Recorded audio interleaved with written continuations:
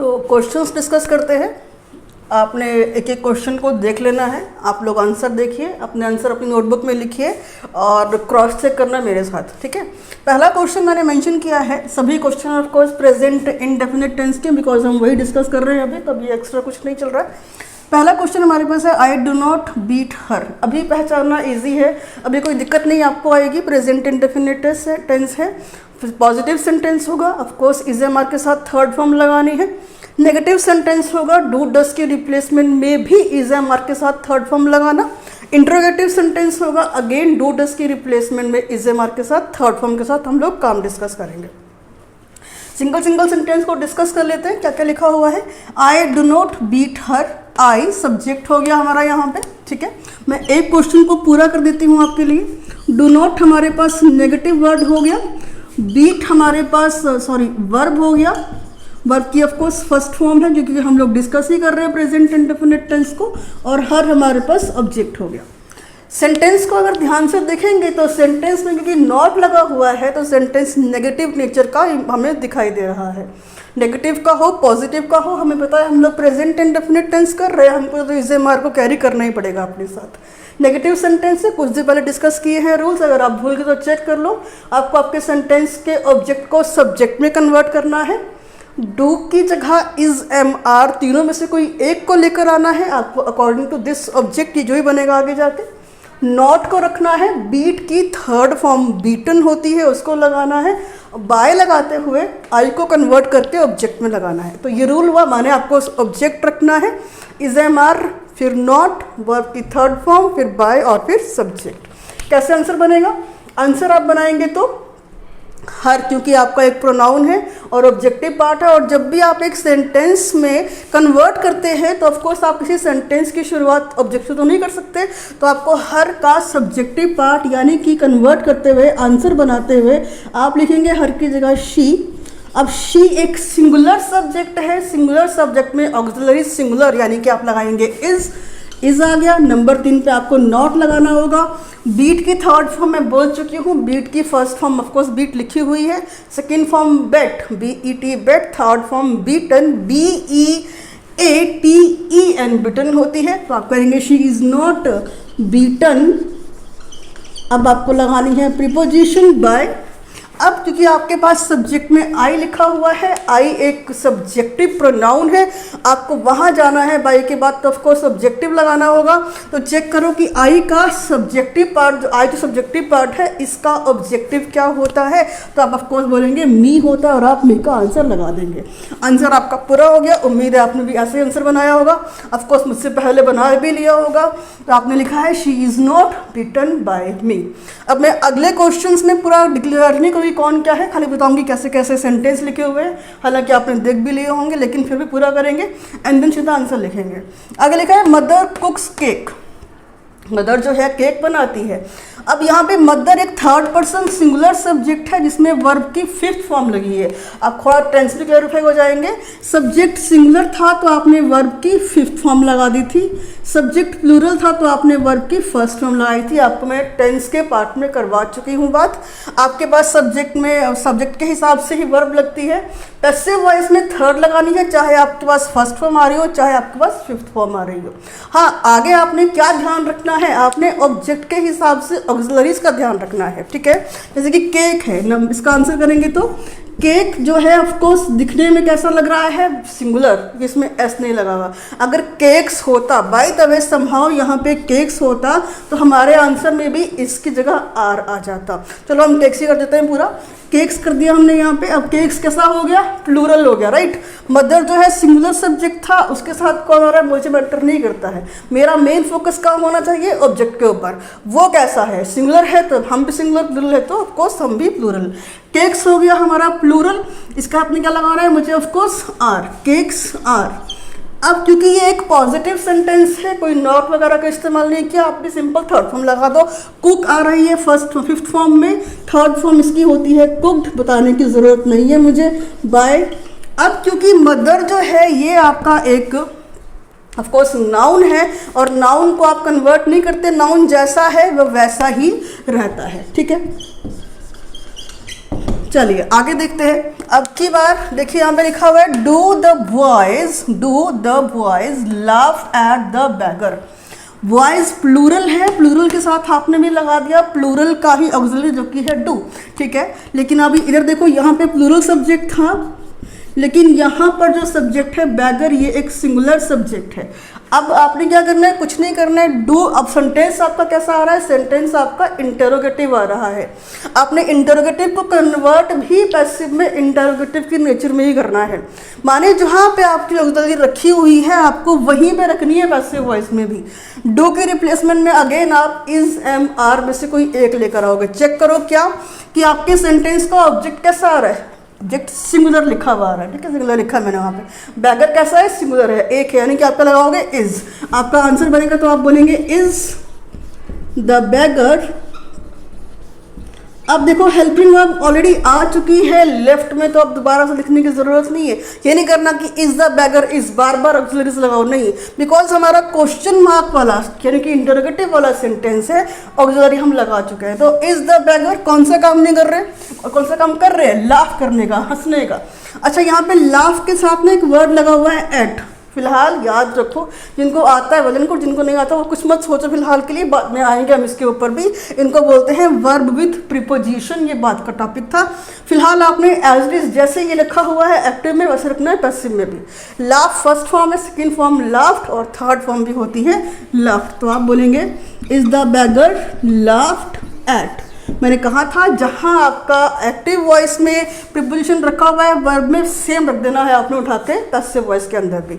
तो is the beggar laughed at by, कौन है वहाँ पे, ऑफ कोर्स बॉयज है, और बॉयज आपका एक नाउन है। तो नाउन एज ऑलवेज, मैं बार बार रिपीट कर रही हूँ, नाउन चेंज नहीं होता, जैसा है वैसा ही रहेगा। आगे बोलता है नंबर 4 क्वेश्चन पे, Sandhya doesn't learn her lesson. Sentence हमारा नेगेटिव नेचर का है बिकॉज डज नॉट लगा हुआ है। हम एक काम करते हैं यहाँ पे झूठे कैसे रहने देता है, कुछ नहीं करते। तो संध्या डजंट लर्न हर लेसन, ठीक है, संध्या सिंगुलर सब्जेक्ट है और ऑब्जेक्ट भी आपका सिंगुलर है। कर तो लिया होगा आपने अब तक को, चलो आंसर करते हैं, मैच कीजिए। हर लेसन, लेसन जो है सिंगुलर है। उसके बाद क्या नहीं कर रहे हैं अभी, क्योंकि नॉट आ रहा है तो आपको भी नॉट को एडजस्ट करना पड़ेगा, ठीक है। लेसन कितना है, ऑफकोर्स एक है, आप भी बोलेंगे हर लेसन इजंट और इज नॉट, ये आपकी चॉइस है। लर्न आपकी वर्ब की फर्स्ट फॉर्म है, आपको थर्ड फॉर्म पे लाना है, हम लाएंगे हर लेसन इजंट लर्नड बाय। और संध्या क्योंकि ये एक नाम है तो ये चेंज नहीं होगा, ये सेम टू सेम उठाकर आपने भी एज इट इज रख देना है, बाय संध्या। चलिए उसके बाद देखो नंबर 5 क्वेश्चन, उम्मीद है आपने नंबर 4 क्वेश्चन कर लिए होंगे और अब तक आपके अंदर सही चल रहे होंगे। You never forget this experience. यहाँ मैंने ना तो डू नॉट का यूज़ किया, ना तो ऑफकोर्स डू नॉट ही आएगा और तो कुछ आएगा भी नहीं, मीन्स मैंने डू डस में से किसी का इस्तेमाल नहीं किया, मैंने इस्तेमाल किया सीधा नेवर का।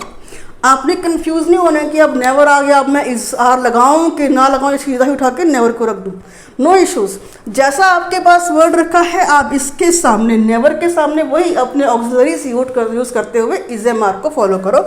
आपके पर्टिकुलर आप जो लास्ट में ऑब्जेक्ट आ रहा है, ऑब्जेक्ट में क्या आ रहा है, दिस एक्सपीरियंस सिंगुलर है तो करते हैं दिस एक्सपीरियंस। अभी एक्सपीरियंस सिंगुलर है, उठाओ अपनी ऑक्सिलरीज को, क्या लगाओगे, ऑफ कोर्स इज। अब आपने क्या करना है, नेवर को नॉट में कन्वर्ट ना करो, जैसा लिखा है सेम ले आओ। आप क्या करोगे, this experience is never, do not do it not, ठीक है, नॉट नहीं करना है, नेवर रखना है। This experience is never for क्या है, फॉरगेट है। फॉरगेट की सेकेंड फॉर्म होती है फॉरगॉट, थर्ड होती है फॉरगॉटन। फॉरगॉटन कौन है पीछे, यू, बाय यू। तो भूलना नहीं है, अगर सेंटेंस में कभी नॉट ना आए और नेवर का इस्तेमाल हो जाए तो आपने भी एक्टिव से पैसिव वॉइस में जाते हुए नेवर को नेवर रहने देना है, नेवर की जगह नॉट का इस्तेमाल नहीं करना है, ठीक है, याद रहेगी ये बात। आगे आ जाओ। Does the employ not do his duty. अच्छा मैं थोड़ा सा बोर्ड रब कर दूँ बिकॉज मुझे बस जगह कम है, लिखने के लिए मसला हो रहा है ना। तो उम्मीद है आपने तो आंसर कर ही लिए होंगे, बाय द वे नहीं किए होंगे तो थोड़ा सा लेक्चर को आप पीछे करके चेक कर लीजिएगा, क्योंकि मेरे पास थोड़ा जगह का इशू हो रहा है। तो हम लोग पहुंच गए हैं नंबर 6 क्वेश्चन पे, और 6 क्वेश्चन पे लिखा हुआ है does the employ not do his duty. Does question शुरू हो रहा है डज से, नॉट भी आ रहा है बीच में, इसका मतलब सेंटेंस हमारा इंट्रोगेटिव नेगेटिव नेचर का है। आपको डज को रिप्लेस करना है इजेमार के हिसाब से, चेक करना है ऑब्जेक्ट कैसा आ रहा है। ऑब्जेक्ट आ रहा है singular, his duty singular. Do आपकी वर्ब की फॉर्म है। डू जो है ना वो मेन वर्ब वाला काम भी करता है, सिखाऊंगी मैं आपको आगे जाकर। करके देखते हैं। क्वेश्चन नंबर है हमारे पास 6, और 6 का आंसर हम कर रहे हैं is his duty.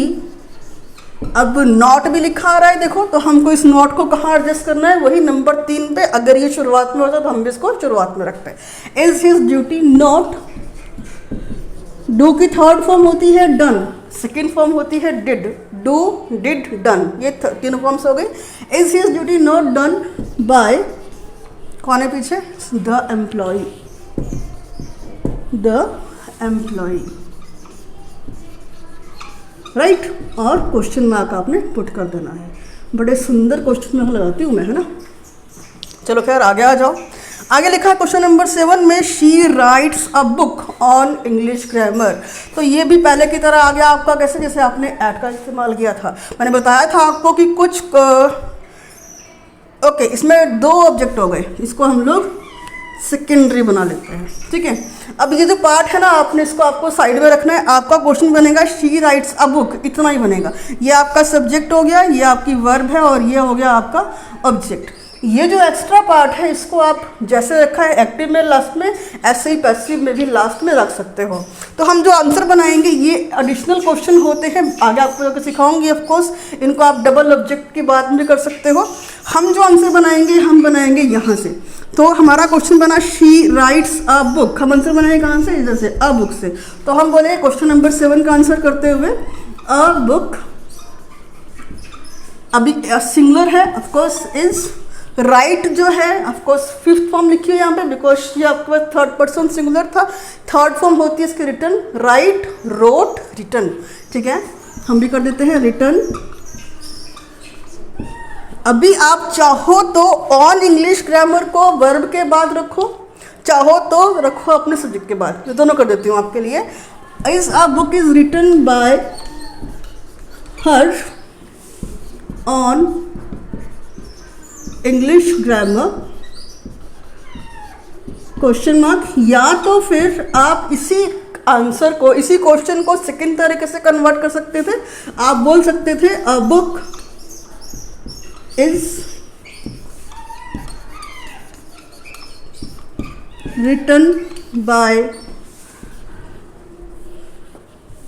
Written on English grammar by her. अब आपकी चॉइस है, आप दोनों में से कोई भी आंसर कैरी कर सकते हैं, दोनों ही आंसर राइट है। आप चाहे तो फर्स्ट क्वेश्चन पे जाओ, सॉरी जो इसका आंसर उस पर जाओ, या तो आप सेकंड पे जाओ, दोनों ही करेक्ट है। आपको जो कंफर्टेबल लगता है वो करो। आगे जाके हम सीखेंगे प्रॉपरली कि डबल ऑब्जेक्ट वाले क्वेश्चन को कैसे परफॉर्म किया जाता है। लास्ट क्वेश्चन पे आ जाओ। लास्ट क्वेश्चन बोलता है don't we finish our project on time. ये भी सेम टू सेम कुछ वैसे ही बनने वाला जैसा ये आपने बनाया हुआ है। तो आप कोशिश करो अपने आंसर को बनाएंगे हम कहाँ से, ऑफकोर्स आवर प्रोजेक्ट से। ऑन टाइम को हम लोग लास्ट में डिस्कस करेंगे। सवाल आ रहा है don't we write our project on time. Don't लिखा हुआ है माने कि हमारे पास जो क्वेश्चन है वो इंट्रोगेटिव नेगेटिव नेचर का है। मैंने आपसे कहा था क्वेश्चन 6 में देखो डज द एम्प्लॉय नॉट, तो हमने भी आंसर कैसे बनाया, सब्जेक्ट लिखा था। ये देखो सब्जेक्ट आपका ऑक्सिलरी आया था, आपकी सब्जेक्ट आई थी, फिर नॉट लगाया था। यहाँ पर क्या हो रहा है, हमारे पास क्वेश्चन ही कैसा आ रहा है, डो के साथ नॉट कॉन्ट्रैक्शन बन के आ रहा है। तो हम भी अपना आंसर कॉन्ट्रैक्शन फॉर्म पे ही बनाएंगे। हम कर लेते हैं क्वेश्चन नंबर 8 का आंसर। क्या करना है हमने, आवर प्रोजेक्ट। हाँ आवर ऑफकोर्स आपके माइंड में आ रहा होगा प्लूरल है, लेकिन जो उसके बाद नाउन लगा हुआ है ना ये सिंगुलर है। तो अब आवर देख के आर मत लगाना, प्रोजेक्ट देख के ऑफकोर्स आपको पूछ करना है। आप पजेसिव, इनको बोलते हैं पजेसिव एडजेक्टिव, इनको देख कर नहीं लगानी है हम लोगों ने हेल्पिंग वर्ब। उसके बाद जो नाउन जुड़ा है, इनके बाद जो नाउन जुड़ा है इसको देख कर लगानी है हमने हेल्पिंग वर्ब। और प्रोजेक्ट सिंगुलर है तो हम इसका इस्तेमाल करेंगे, आर का नहीं करेंगे। उम्मीद है क्लियर हो गया होगा। तो इजंट क्योंकि मेरा सवाल शुरू हुआ है कॉन्ट्रैक्शन से, तो मैंने आंसर भी कर दिया कॉन्ट्रैक्शन से। इजंट आवर प्रोजेक्ट क्या नहीं हुआ है, finish. Finish first form, second finished और थर्ड भी of course finished. Isn't our project finished, और चाहो तो आप यहाँ पे ऑन टाइम, और कौन है पीछे, वी, बाय अस। अगर आप इस क्वेश्चन में बाय अस नहीं भी लगाओगे तब भी आंसर कंप्लीट हो जाएगा, बिकॉज ये अंडरस्टूड सी बात है, प्रोजेक्ट है तो कोई पर्सन, कोई ह्यूमन ही उस पर काम कर रहा होगा। तो अगर आप यहाँ बाय अस का इस्तेमाल नहीं भी कर देते हैं, स्किप भी कर देंगे, तो कोई दिक्कत नहीं होगा, आपका आंसर राइट हो जाएगा। Isn't our project finished on time, finish, उसकी ज़रूरत ही नहीं है आपको, बिकॉज यहाँ पे पैसिव वॉइस हम डिस्कस कर चुके हैं। पैसिव वॉइस में आपका मेन फोकस होता है आपके ऑब्जेक्ट के ऊपर, जो कि आ चुका है कौन, प्रोजेक्ट।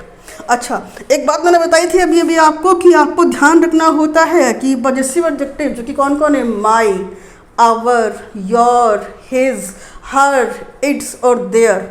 पॉजेसिव एडजेक्टिव को देखकर आप हेल्पिंग वर्ब ना लगाएं, उनके बाद लगे हुए जो नाउन होते हैं उनके साथ लगाएं।